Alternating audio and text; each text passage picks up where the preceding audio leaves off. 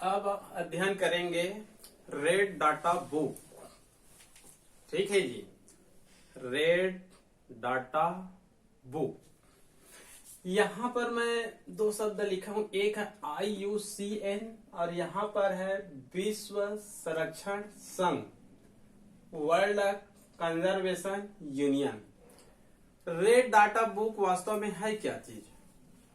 ठीक है, तो रेड डाटा बुक वास्तव में कहना चाहिए इस बुक में जो बायोडायवर्सिटी है, विभिन्न प्रकार के जीव जंतु है, चाहे एनिमल हो चाहे प्लांट हो, उनका उल्लेख रहता है इस बुक में।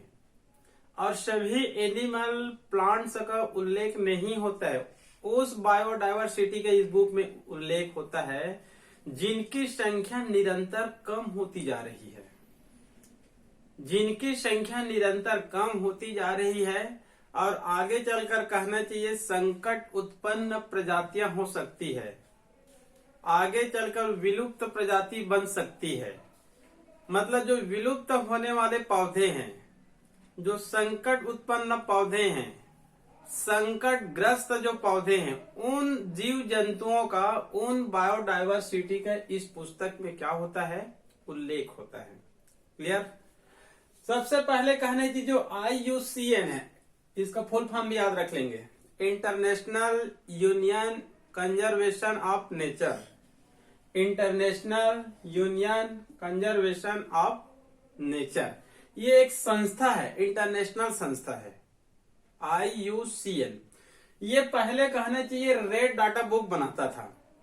मतलब जो संकटग्रस्त जो बायोडायवर्सिटी है उनका एक सूची बनाता था। ये बनाने का कार्य करता है और उसको एक पुस्तक में प्रकाशित किया जाता है। तो उस पुस्तक को क्या कहा जाता है? रेड डाटा बुक कहा जाता है। क्लियर? लेकिन आजकल इसका जगह ये ले लिया है विश्व संरक्षण संघ, वर्ल्ड कंजर्वेशन यूनियन। आजकल कहना चाहिए इनकी जगह ये ले लिया है। तो ये संस्था ही कहना चाहिए रेड डाटा बुक बनाती है। क्लियर? सबसे पहली बार रेड डाटा बुक कब प्रकाशित हुआ था? 1963 में सबसे पहले रेड डाटा बुक प्रकाशित हुआ था। इसके बाद इसमें बीच बीच में कहना चाहिए इनका संशोधित संस्करण प्रकाशित होता रहता है। तो सबसे लास्ट बार 2004 में, सबसे लास्ट बार 2004 में कहना चाहिए रेड डाटा बुक का कहना चाहिए संशोधित संस्करण क्या हुआ है? प्रकाशित हुआ है। ठीक है, इस बुक में जो प्रजातियां दी गई है, इस बुक में जो उल्लेखित प्रजातियां हैं, उन प्रजातियों को थ्रेटेंड स्पीसीज कहा जाता है। इस बुक में जितने भी जो प्रजाति का उल्लेख है या प्रकाशित है, उन प्रजातियों को क्या कहा जाता है? Threatened species. थ्रेटेंड स्पीसीज, इसको हिंदी में कहा जाता है संकटग्रस्त जातियां। संकटग्रस्त जातियां मतलब जितनी भी जो बायोडायवर्सिटी है जो संकट में है, संकटग्रस्त है, ठीक है, तो उनमें प्रकाशित प्रजातियों को क्या कहा जाता है? संकटग्रस्त प्रजाति। और इस संकटग्रस्त प्रजाति को 3, 4, 5 वर्गों में अलग से और बांट दिया जाता है। तो अधिकांश पुस्तकों में 4-5 दिया रहता है, मैं 3 का बता रहा हूं। ठीक है, ये जो संकटग्रस्त जातियां हैं उनको कहना चाहिए आगे चलकर 3 प्रकारों में और बांट दिया गया है जो संकटग्रस्त है वो। ठीक है, तो पहला को मैं लिख दिया हूं यहां पर endangered species. Endangered species, Hindi में बोलेंगे इसको संकट उत्पन्न प्रजाति। संकट उत्पन्न प्रजाति या फिर इसका दूसरा नाम होता है लुप्त प्राय प्रजाति। मतलब लुप्त प्राय, लुप्त होने वाला है, या संकट उत्पन्न, यह है संकटग्रस्त। इन सबको बोलेंगे संकटग्रस्त।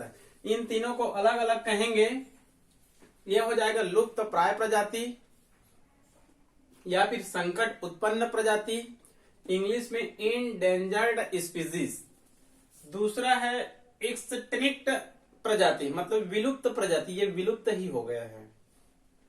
तीसरा है रेयर, मतलब दुर्लभ, ये बहुत ही दुर्लभ है, मतलब इनकी संख्या बहुत कम है और कहीं कहीं पर पाई जाती है। और ये बहुत महत्वपूर्ण है, जिसके कारण इसको रेयर कहा जाता है। क्लियर? तो यहाँ पर मैं लिख दिया हूं, प्रथम है संकट उत्पन्न या फिर लुप्त प्राय प्रजाति, इंडेंजर्ड स्पीसीज।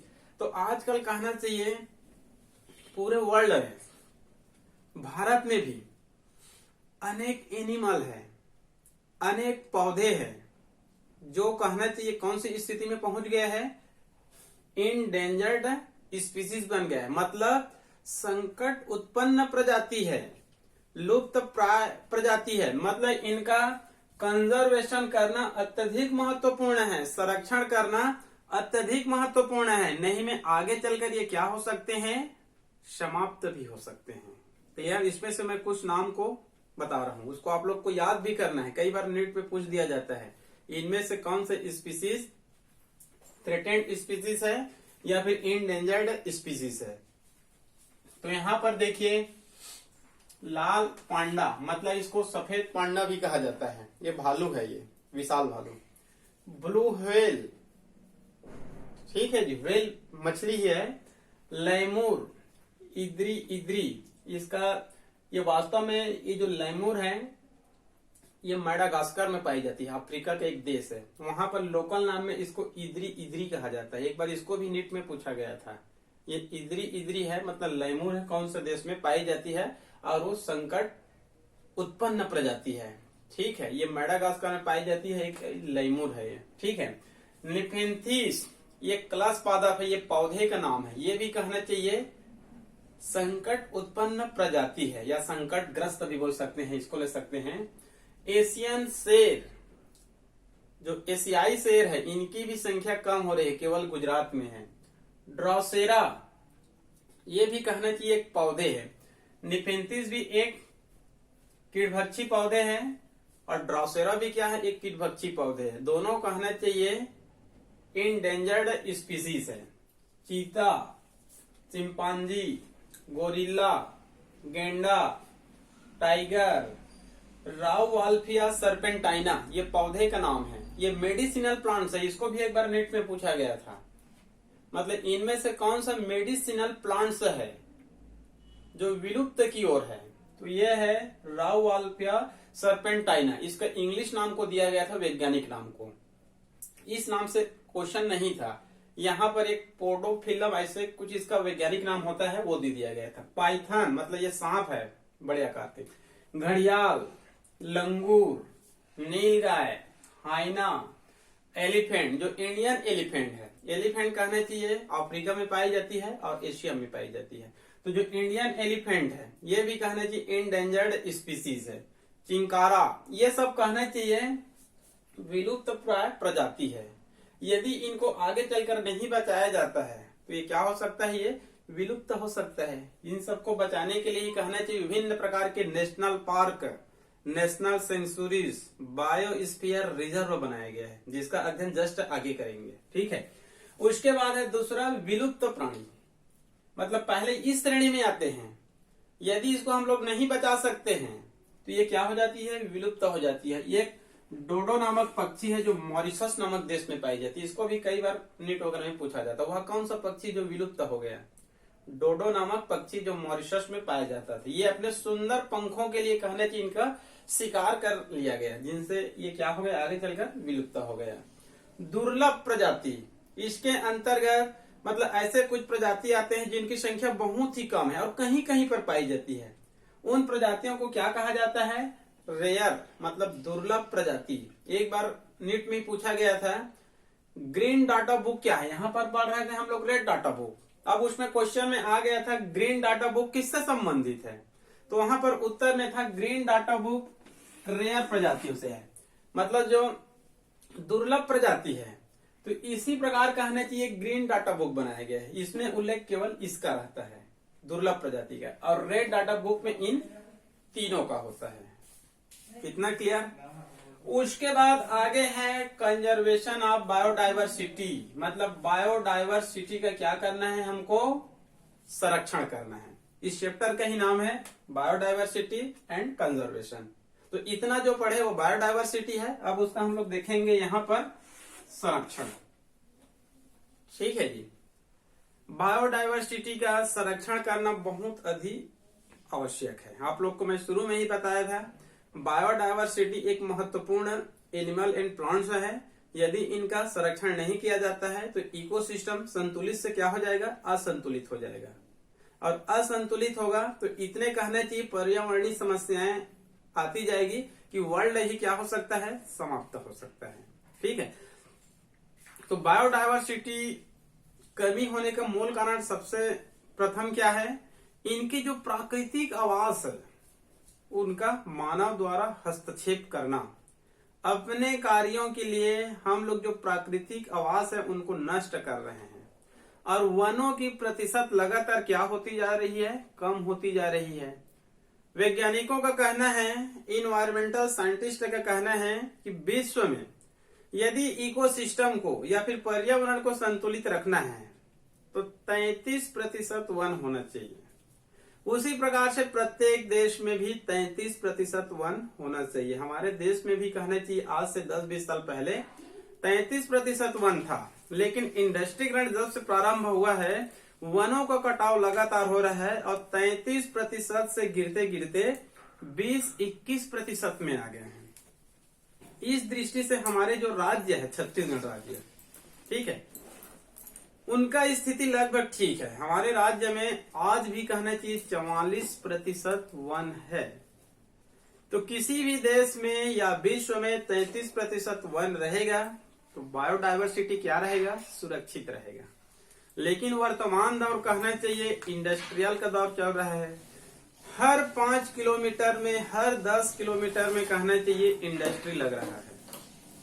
तो इंडस्ट्रीकरण लगता है तो वहां पर कहना चाहिए शहरीकरण होता है, पौधों का कटाव होता है, प्रदूषण बढ़ती जाती है और बायोडायवर्सिटी क्या होता जाता है, लुप्त होता जाता है।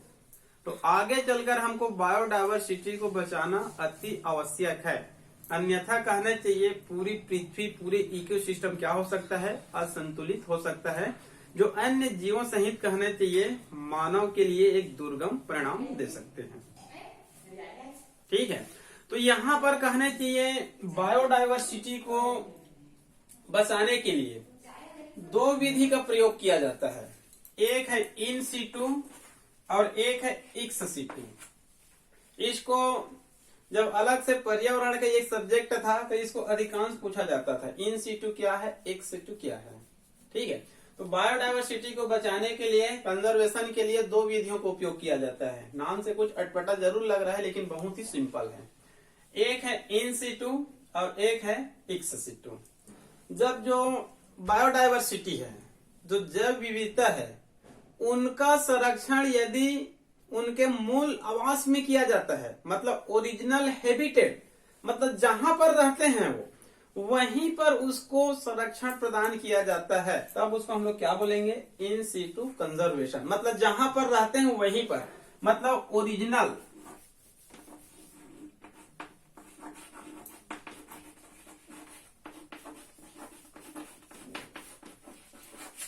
हैबिटेट में, मतलब उनका कहना चाहिए जो मूल आवास है, जहां पर रहते हैं जंगल में, वहीं पर उनको कहना चाहिए हम लोग क्या प्रदान करेंगे, कंजर्वेशन प्रदान करेंगे, तब उसको हम लोग क्या बोलेंगे, इन सीटू कहेंगे।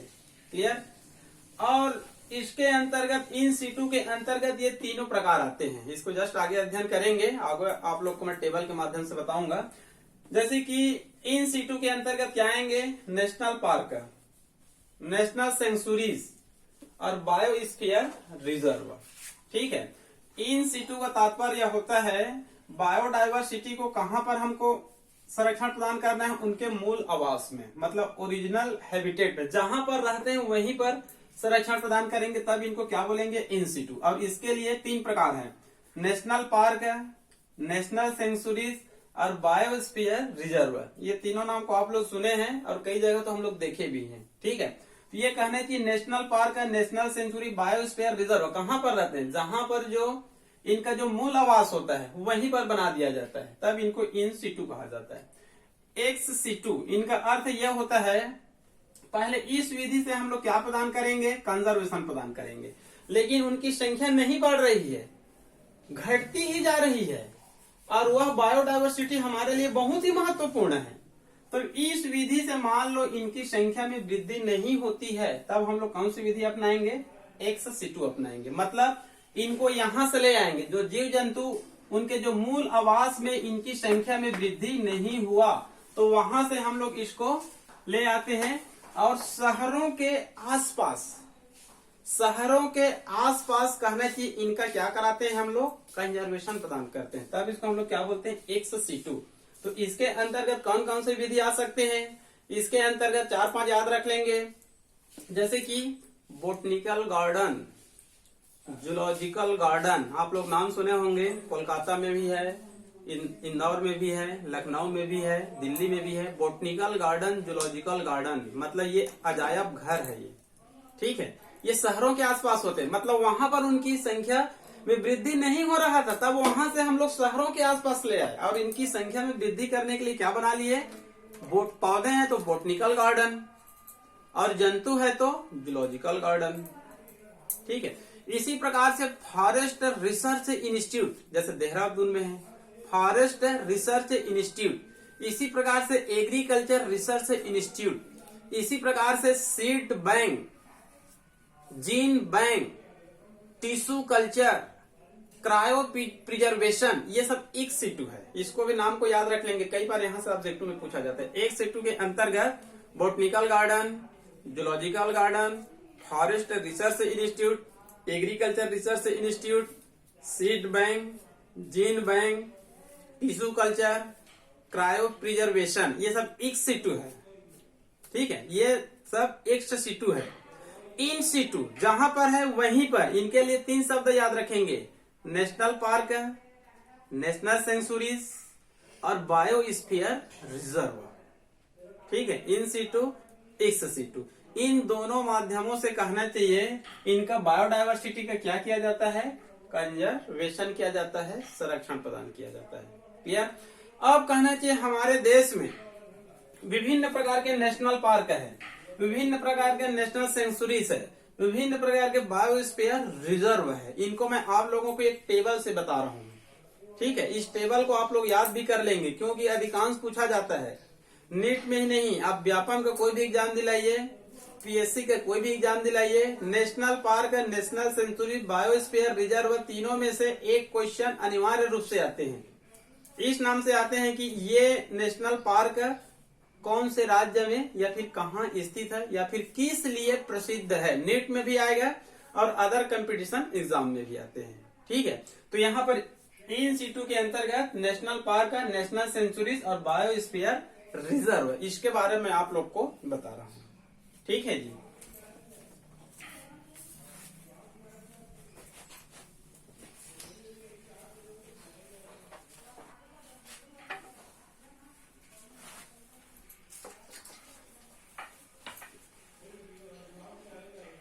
ये दिख रहा है, ये है नेशनल पार्क और ये है नेशनल सेंचुरीज और नीचे में है बायोस्फीयर रिजर्व। नीचे नहीं दिख रहा होगा लेकिन मैं आप लोग को दिखाऊंगा, ठीक है। नेशनल पार्क है, नेशनल सेंचुरीज, दोनों में एक अंतर समझ लेते हैं। कई बार अंतर समझ में नहीं आता है, दोनों एक ही जैसे लगता है, दोनों का नाम भी एक ही होता है। और नेशनल पार्क है, नेशनल सेंचुरी एक दूसरे के कहने चाहिए समानार्थी है, मतलब उल्टे नहीं है, एक समानार्थी के रूप में पाए जाते हैं। मतलब दोनों का मूल उद्देश्य क्या है? बायोडायवर्सिटी को संरक्षण प्रदान करना, ठीक है। लेकिन दोनों में अंतर यह है, नेशनल पार्क आकार में छोटी हो सकती है और नेशनल सेंचुरी आकार में बड़ी हो सकती है, ठीक है। नेशनल पार्क में किसी भी प्रकार की मानव एक्टिविटी पूर्णतः प्रतिबंधित होती है। वहां पर आप कुछ भी कार्य नहीं कर सकते, केवल जाएंगे और देख कर आएंगे। मतलब मानव गतिविधि 100% बंद, वर्जित है। इसमें कहना चाहिए 100% बंद नहीं होती है, दोनों में अंतर है। इसमें ह्यूमन एक्टिविटी पूर्णतः प्रतिबंधित, इसमें पूर्णतः प्रतिबंधित नहीं होती है।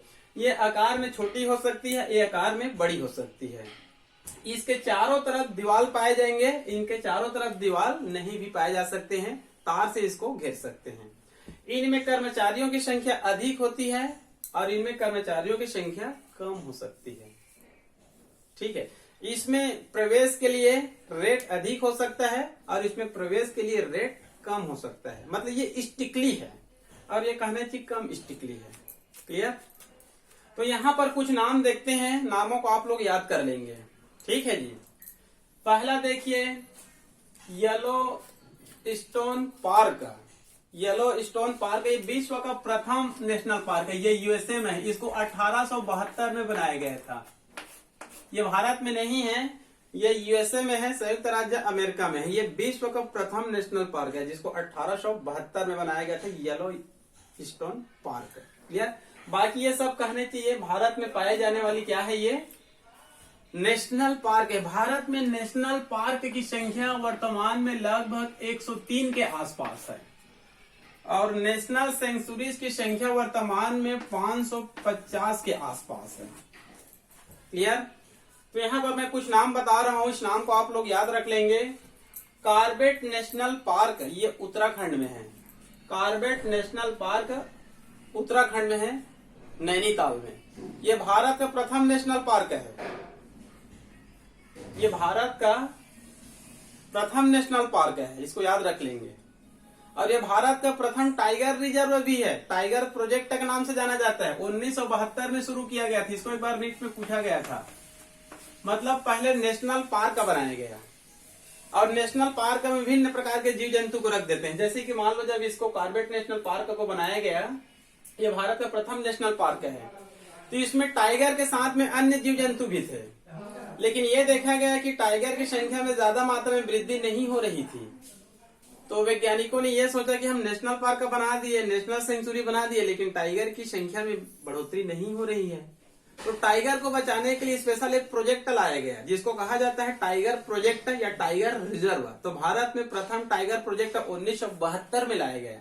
ठीक है, किसी पुस्तक में 73 लिखा रहता है, तो 1972-73 में लाया गया और प्रथम टाइगर प्रोजेक्ट, प्रथम टाइगर रिजर्व किसको घोषित किया गया? Corbett national park Nainital Uttarakhand. ठीक है, ये एक अंग्रेज नाम है जिम कॉर्बेट, उसी के नाम के आधार पर इसका नामकरण किया गया है। ठीक है, जिम कॉर्बेट का एक इतिहास भी अलग है।